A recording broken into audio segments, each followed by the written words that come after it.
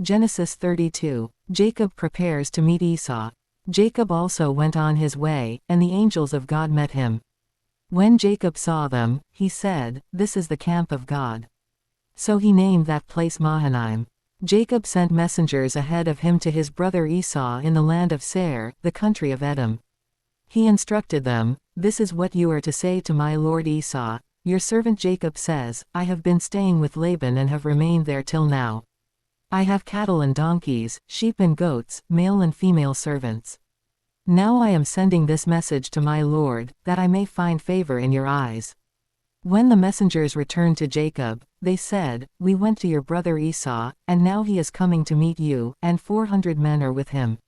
In great fear and distress Jacob divided the people who were with him into 2 groups, and the flocks and herds and camels as well.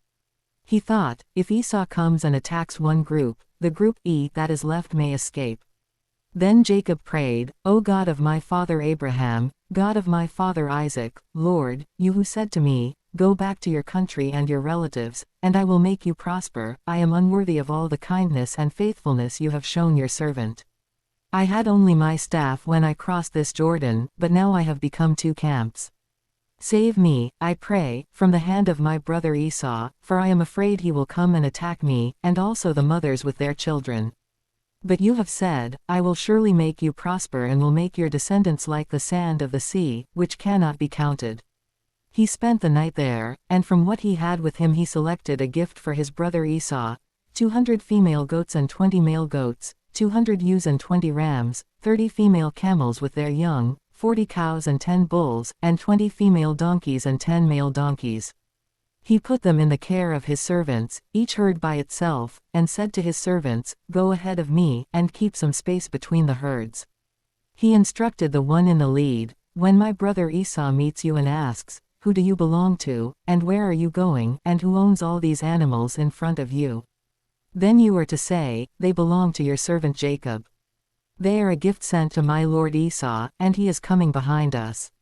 He also instructed the second, the third and all the others who followed the herds, "You are to say the same thing to Esau when you meet him. And be sure to say, 'Your servant Jacob is coming behind us.'" For he thought, "I will pacify him with these gifts I am sending on ahead, later, when I see him, perhaps he will receive me." So Jacob's gifts went on ahead of him, but he himself spent the night in the camp. Jacob wrestles with God. That night Jacob got up and took his 2 wives, his 2 female servants and his 11 sons and crossed the ford of the Jabbok. After he had sent them across the stream, he sent over all his possessions. So Jacob was left alone, and a man wrestled with him till daybreak.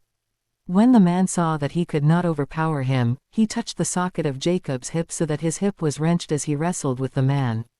Then the man said, "Let me go, for it is daybreak." But Jacob replied, "I will not let you go unless you bless me." The man asked him, "What is your name?" "Jacob," he answered. Then the man said, "Your name will no longer be Jacob, but Israel, because you have struggled with God and with humans and have overcome." Jacob said, "Please tell me your name." But he replied, "Why do you ask my name?" Then he blessed him there. So Jacob called the place Peniel, saying, "It is because I saw God face to face, and yet my life was spared." The sun rose above him as he passed Peniel, and he was limping because of his hip. Therefore to this day the Israelites do not eat the tendon attached to the socket of the hip, because the socket of Jacob's hip was touched near the tendon.